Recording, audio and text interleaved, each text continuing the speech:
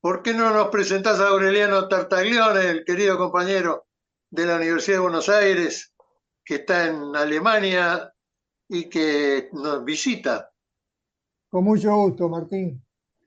Con mucho gusto porque lo conozco, es un amigo, le tengo una enorme admiración, no porque sea un gran científico, no me importa nada, sino porque lo bien que baila el tango. Este, pero Físico de la bueno, a ver, Universidad de Buenos Aires, doctorado en Ciencias de la Ingeniería del Instituto Balseiro, nada menos, con especialidad física de neutrones. Y ahora trabaja en Alemania, el compañero es bienvenido. bueno, recomiendo decirle Aure porque el padre lo castigó con el Aureliano Tartaglione, bueno, Tartaglione era su apellido, pero el Pero Aureliano Aureliano es un nombre muy criollo. claro que sí. Bueno, contá tu historia, Aureliano. ¿Cómo? Hola, buenos días. Bueno, muchas gracias por la invitación. Sí, mi nombre viene del libro de Cien años de soledad de García Márquez. Claro, Nací en el Aureliano. 75, exacto, y en ese momento el libro de Gabriel García Márquez era un boom y mis padres lo habían leído y bueno, decidieron ponerme Aureliano por el coronel Aureliano Buendía y todos los Claro. Aurelianos que aparecen en ese libro, Menos que mal que son no te unos pusieron el buen cuantos. día también. No, el Buendía, sí, así es. Nosotros lo llamamos Aure, los amigos. Sí, sí. Y como, Me como llaman decía Aure, la Aure, Aurelio. presentación, Sí. la presentación debería ir por tu carrera de físico o de científico, Aure. ¿Cómo se inició y cómo terminaste yéndote a Europa una o dos o tres veces, no sé? Yendo y viniendo, ¿no? Sí, bueno, mi carrera no comenzó específicamente con la universidad, como mucha de la gente que estudia estas carreras duras, calculo, o muchas otras quizás, pero comienza cuando uno es pequeño, ¿no? Tiene ya tendencia a ciertas disciplinas, a leer ciertas cosas, a interesarte por ciertos temas científicos. Y bueno, a mí me interesaba en algún momento más la física que otras cosas. eh, y bueno, decidí inscribirme en la carrera de física. Tuve la suerte de que mis padres pudieron ayudarme a estudiar en Buenos Aires. Así que vine acá a estudiar en el año 93 en la UBA. Comencé ahí con el CBC, que se hacía en ese momento. Y, y bueno, estudié física acá en la Universidad de Buenos Aires, ahí en Ciudad Universitaria. Y en el 2004, bueno, 2003 en realidad, obtuve una beca de CONICET. Era una beca cofinanciada en aquel momento de CONICET y la Comisión de Energía Atómica para hacer un doctorado en el Balseiro. Y me fui para el Balseiro, hice mi doctorado en Ciencias de la Ingeniería, en el Laboratorio de Física de Neutrones, y siempre mi trabajo tuvo que ver con neutrones, también acá en la UBA. Hice mi trabajo en el Laboratorio de Física del Plasma, que se llamaba en ese momento, con César Moreno, y trabajábamos en física experimental con un equipo que se llamaba Plasma Focus, producíamos neutrones con ese Plasma Focus y usábamos los neutrones para, por ejemplo, demostrar que se podía detectar agua o materiales hidrogenados usando esos neutrones.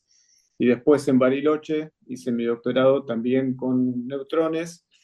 eh, y el doctorado tenía que ver con desarrollar un sistema que, usando los neutrones, permitiera detectar materiales peligrosos o ilícitos, etcétera, dentro de cargamentos portuarios. Eso fue el tema de mi doctorado. Y en aquel momento surgió ese tema de doctorado, era el gobierno de Dualde, me parece, después de los 4 o 5 presidentes después de la Rúa, y salió ese tema porque querían desarrollar un sistema de detección de materiales para poner en las aduanas, en los puertos, de desarrollo nacional. Y bueno, eso fue más o menos la motivación de esa beca. Y bueno, ese fue mi trabajo de doctorado. Después Hice mi postdoctorado también en Bariloche, pero un tema relacionado, difracción de neutrones, no específicamente para detectar materiales ilícitos, sino más para ciencia básica. Trabajé también en proyectos relacionados al ARSAT-1.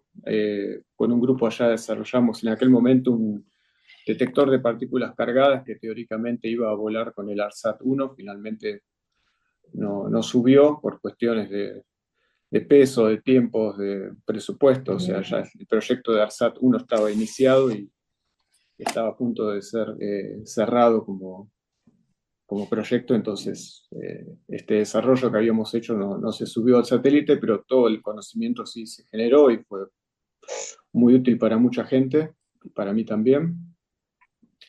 Y después comenzamos a trabajar cuando se lanzó el proyecto del reactor nuclear RA-10, que ahora está construido, casi terminado en Ezeiza. Se comenzó a pensar en un laboratorio para poner instrumentos para hacer ciencia en ese reactor, y yo comencé a trabajar con un grupito ahí en Bariloche para desarrollar un instrumento para hacer imágenes con neutrones, que es una de las muchas técnicas que se utilizan para aprovechar neutrones que provienen de un reactor de investigación. ¿Eso Y para el tema salud sirve mucho? no No, específicamente, es más para estudios de materiales. Se materiales. utiliza para estudios de materiales, para estudiar materiales fósiles, por ejemplo, para todo lo que tiene que ver con desarrollo de baterías de litio, tecnologías que tienen que ver con almacenamiento de hidrógeno, celdas de combustible, en fin, muchas aplicaciones que tienen que ver con materiales o procesos que involucran materiales para los cuales los neutrones son particularmente una radiación muy útil, porque permiten observar cosas que con rayos X no se puede observar tan fácilmente. Entonces, como había que capacitarse para saber cómo funcionaba este tipo de instrumentos, que en ese momento había uno muy pequeñito en Bariloche funcionando, pero no era de alto flujo de neutrones y la más alta tecnología, digámoslo así. Algunos de mis directores tenían contactos con científicos de Alemania, de Múnich, de la Universidad Técnica de Múnich, y así, a través de ese contacto, se originó la idea de que yo viajara a Alemania, a Múnich, para aprender cómo funciona, cómo están diseñados esos instrumentos de imágenes con neutrones. Y así, bueno, apliqué a una beca en CONICET, la gané la beca y me fui a Alemania por un año a trabajar en la Universidad Técnica de Múnich en un instrumento que se llama Antares, que hace radiografía con neutrones y que en ese momento y aún hoy es un instrumento referente en el mundo, digamos. Y volví con ese conocimiento un año después, y desde el 2016, principio del 2016, ya estaba instalado en Buenos Aires, a cargo del diseño de un instrumento de imágenes con neutrones para el reactor RA-10, dentro de un proyecto que se llamaba, o se llama todavía, Laboratorio de Haces de Neutrones, que pertenece a la Comisión de Energía Atómica. Año 2016, eso. Eso comenzó en el año 2016. Yo estuve allá en Múnich del 2014 al 2015, hasta octubre del 2015, volví acá, estuve unos meses en Bariloche y de principios del 2016 ya estaba acá en Buenos Aires trabajando en ese proyecto para ese instrumento que se llama, porque todavía existe el proyecto de hacer ese instrumento en el reactor R10, el instrumento se llama Astor. Y bueno, lo bautizamos porque el nombre esconde las palabras Advanced System for Tomography and Radiography, y por supuesto incluye el nombre de Astor Piazzolla, debido a que, bueno, a mí me gusta el tango y matamos dos pájaros de un tiro. Perfecto. Aureliano, te escucho como un ciudadano del mundo, ¿no? Un criollo con nombre colombiano, que conoces bien cómo trabaja Europa. Vos tenés si te dijera, una inserción, un lugar donde estás parado y decís pertenezco a esto, o es el mundo, es el planeta, lo tuyo, lo nuestro a través de tu voz, ¿no? Me encanta tu pregunta, Rosy. Sí, bueno, yo me siento muy argentino. No soy porteño, soy originalmente de Comodoro Rivadavia, nací ahí, me crié en Trelew, en la provincia del Chubut, después estudié en Buenos Aires y viví también en Bariloche, así que bastante tiempo en ambos lugares. Tengo como un tercio de la vida hasta los 30 años en cada parte, Patagonia, Buenos Aires y otra vez Bariloche, así que en ese sentido soy bastante nacional, digamos. ¿La ciencia dónde se hace? La ciencia se puede hacer, se hace en la Argentina, se hace, Sí, pero claro. se hace con otro clima, con otra comprensión de su importancia en el mundo desarrollado, por llamarlo de algún modo. En Argentina se hace ciencia, se hace mucha ciencia, ciencia de altísimo nivel, y eso uno lo comprende cuando va a trabajar afuera, comprende que el nivel con el que se forman los científicos en Argentina es extremadamente alto, y teniendo en cuenta las condiciones en las que generalmente se trabaja en Argentina en ciencia, eso tiene un mérito doble o triple, porque los recursos a los que se accede en Europa o en Estados Unidos o en los países desarrollados, o incluso los no tan desarrollados, pero que tienen un convencimiento de la importancia de la ciencia, esos recursos son mucho más fáciles de obtener. Es decir, el recurso está ahí, el proyecto se aprueba y uno directamente ejecuta el dinero y todo funciona de manera mucho más ágil. ¿Sí? El científico no se tiene que ocupar de hacer otra cosa más que pensar en su tema y gastar el dinero. Y eso facilita mucho que los proyectos lleguen a buen puerto. Acá siempre es un tema la ejecución del dinero. A veces los proyectos se aprueban, pero cuando aparece el dinero ya es muy tarde porque el dinero ya no sirve para lo que uno lo quería usar, porque los precios aumentaron, porque los subsidios son muchas veces en pesos, pero lo que uno quiere adquirir está en divisa y después ya no se puede adquirir lo que uno quiere o ya no puede viajar a donde uno quiere o bueno, todo se va entorpeciendo y es muy difícil cumplir con los objetivos que uno tenía en mente para su investigación. Y ese es siempre un tema acá.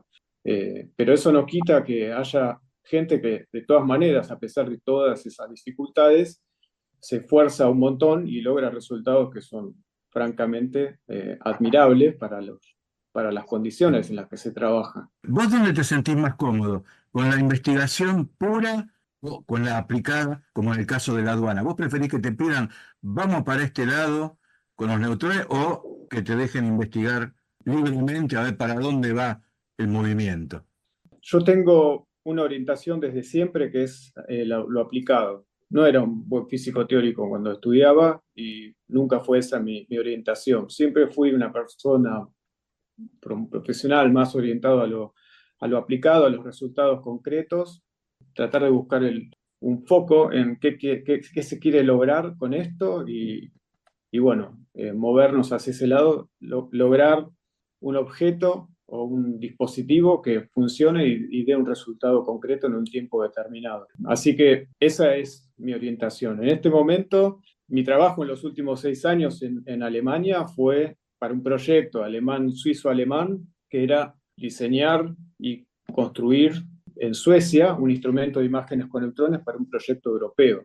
Ese instrumento se llama Odin y 5 años o 6 años después de que el proyecto comenzó, con un tiempo límite de 5 años y un presupuesto establecido, fijo, que casi no se podía modificar, hoy el instrumento existe, está ahí, está montado en Suecia, listo, y el año que viene, creo que en abril o algo así, ya tendría los primeros neutrones y todo sale bien y se puede comenzar a utilizar. Y ahora se está finalizando de montar las últimas cosas que no tienen que ver con hardware, sino con integrarlo al sistema informático, ponerlo a funcionar sin neutrones para que el año que viene funcione. Así que mi perfil es bastante práctico, pragmático, aplicado, si esa es la respuesta de la pregunta. Yo te preguntaría, Aure, ¿por qué te fuiste? ¿Por qué te quedás allá? Si podrías regresar a colaborar con la ciencia argentina en algún momento. Bueno, yo me fui en el año 2019 para allá.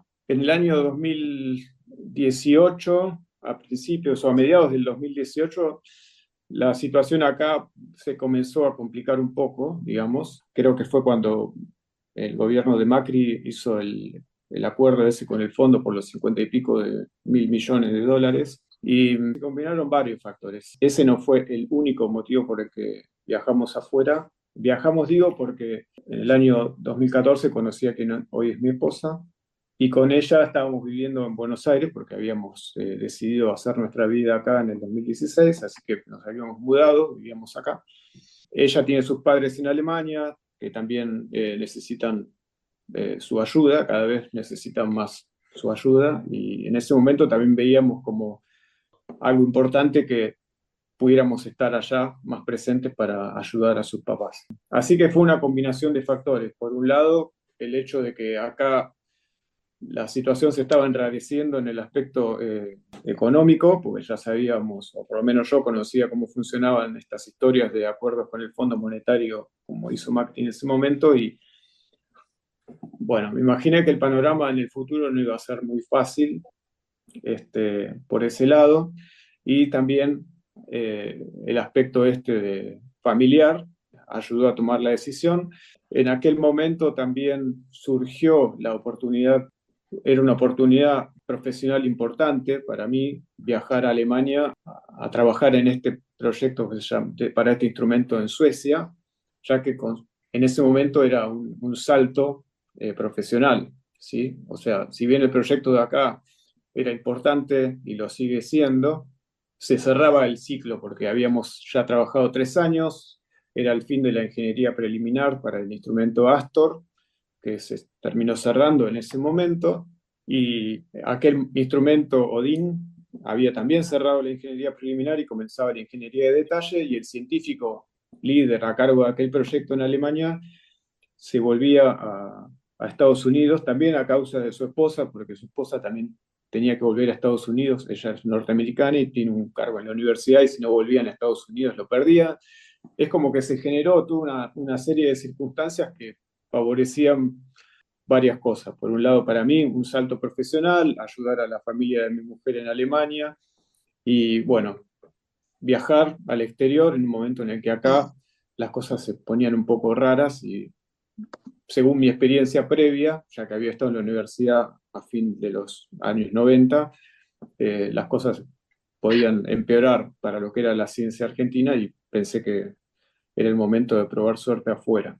Y bueno, sí, funcionó Déjame profesionalmente. decirte que un argentino como vos siempre es bienvenido, estés acá o en Alemania o en Estados Unidos, en cualquier lado, porque es un orgullo que los compañeros como vos aporten al país desde adentro, desde afuera y también al mundo, para que vean lo que es un argentino en acción. Siempre serás bienvenido, estés aquí o estés en Alemania o estés donde sea en el mundo. El mundo se ha achicado, es más fácil, las nuevas generaciones profesionales suelen ir y venir por todos lados y asentarse por un tiempo en cualquier lado, así que son tendencias que ya han surgido del país hace rato, pero que a esta altura hay que comprender que todo eso enriquece, y desde todo punto de vista un argentino es bien visto en cualquier lado cuando tiene la formación, el espíritu, la cultura y la calidad de afecto y del respeto y también de la audacia de los argentinos. Gracias. Yo siempre trato de hacer mi aporte de afuera.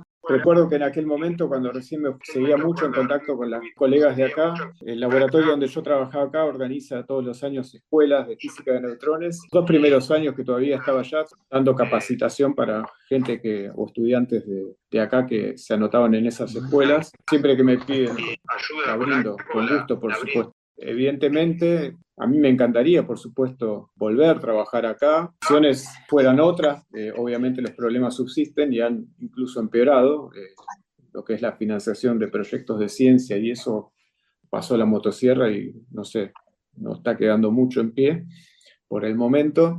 Y bueno, profesionalmente, obviamente, es para mí una gran oportunidad seguir trabajando allá en proyectos que tienen mucha importancia a nivel mundial también. Es una oportunidad que no quiero desaprovechar. Tengo energías, capacidad para volcar mi conocimiento. Aureliano, te agradezco la oportunidad. En pocas palabras y a lo criollo, ¿puedes explicarme qué significa este proyecto del hidrógeno verde? Hasta donde yo sé, la idea es obtienen el hidrógeno puro por algún proceso físico-químico, sacan del agua o algún otro material que contiene hidrógeno en su molécula, y después el hidrógeno es lo que se utiliza para mover un auto o generar energía. Entiendo que es mejor, por supuesto, que usar un combustible fósil, ya que el producto de generar energía o mover un auto con hidrógeno es agua, en vez de producir un gas que después genera el efecto invernadero. Entonces, toda la idea es tener hidrógeno y después usar ese hidrógeno como combustible,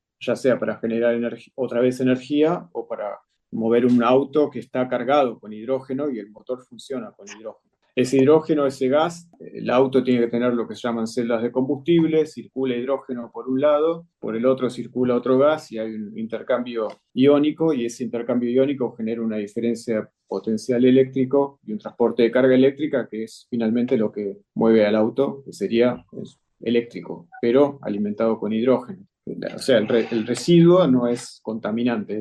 Me parece que se llama también verde porque si no me equivoco, uno puede generar o producir a su vez el hidrógeno, en donde lo genera para después ponerlo a funcionar en un auto. El gas se puede producir usando, por ejemplo, molinos. Entonces, a su vez, el molino no es un contaminante, es una fuente de energía renovable, porque proviene del viento. Entonces, es como que el ciclo ecológico se cierra, porque uno produce hidrógeno que a su vez en un auto no genera contaminación y lo produjo a su vez usando una fuente de energía renovable como sería un molino o una central hidroeléctrica o un dique.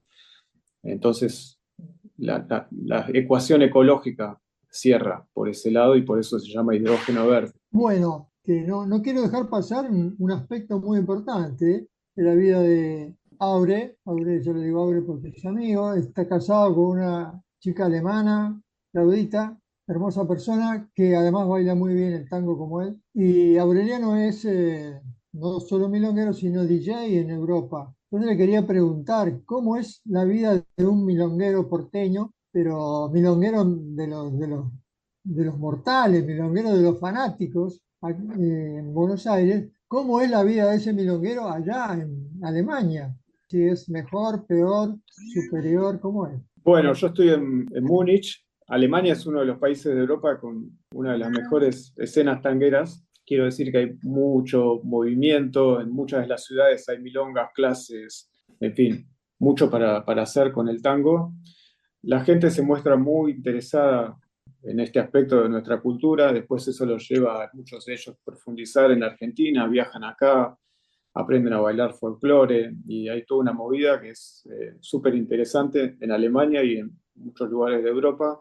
Sí, ya en el año 2015, cuando viajé allá, comencé a pasar música en algunas milongas locales en Múnich. Ya ponía música acá en Argentina, en Bariloche en su momento, y bueno, comencé allá a poner música. Y bueno, después ya mucha gente me conocía, así que cuando volví en el 2019, después de la pandemia sobre todo, seguí haciendo eso, poniendo música en las milongas. Sigo allá, bailo, y hay también eventos para ir a bailar fines de semana completos en distintas ciudades, así que también uno aprovecha que está todo cerca, viaja con un tren, puede bailar. Se baila muy bien, técnicamente, mucha gente realmente lo siente genuinamente y uno puede realmente bailar muy lindo como se baila acá, pero no es lo mismo porque no deja de ser gente que tiene el tango como un hobby y no es en el fondo como cuando uno está acá, que el tango se respira, porque uno está en la calle y el tango está ahí, o sea, y va a la milonga y baila con la gente que es argentina y que tiene el tango como respirar, es parte de la vida diaria. No solamente, no es por hobby, sino porque es parte de la vida, ir a la milonga, socializar, encontrarse amigos y bailar. Así que, pero de eso es lo que yo busco acá cuando vengo. Con mi esposa venimos todos los años y buscamos estar un poco envueltos de nuevo en el calor del tango cultural, ¿no? Y no de solamente que sea por hobby, sino aprovechar el otro aspecto que tiene más que ver con el espiritual. Aureliano, así como está el proyecto Astor, ¿no? Se desarrolló el proyecto Astor. ¿Tenés otro nombre en carpeta para proyectos que vengan? No, porque ya tienen nombre los proyectos en los que estoy involucrado ahora. Odín se llamaba el instrumento de Suecia y ya tenía ese nombre asignado, no pude meter la cuchara, ya está. Y los proyectos en los que estoy ahora trabajando, o voy a empezar a trabajar en Alemania, en Múnich, son proyectos alemanes y también ya tienen, lamentablemente, su nombre, pero sí, apenas vea la oportunidad, voy a plantar mi banderita. Ten en cuenta dos, por lo menos. El Eternauta es uno, Sí. y otro es Milonguero Viejo. Oh. Tinta roja podría ser otro. También. Bueno, maestro, ya se nos fue el tiempo, Aureliano. Escuché finalmente lo que dijiste, que a vos te gusta bailar acá porque acá se respira el tango. Eso es lo más lindo. Bueno, te esperamos siempre. Por supuesto, como te dijo Martín, te vamos a esperar a vos y a toda una concepción de lo que es la Argentina y de lo que puede ser la Argentina, de lo que podría llegar a la Argentina. Así que te agradezco muchísimo esta charla, y espero que haya otra y que sea presencial, que vengas a la radio y que tomemos unos mates y hablemos distendidamente. Por supuesto. Muchas gracias. Bueno, muchas gracias por la invitación y sí, siempre que me necesiten, ahí voy a estar. Virtual puede ser también en cualquier momento, porque salvo el problema horario, si en algún otro momento quieren hablar conmigo, me avisan y los atiendo desde allá. No hay ningún problema. Gracias, maestro. Muchas gracias.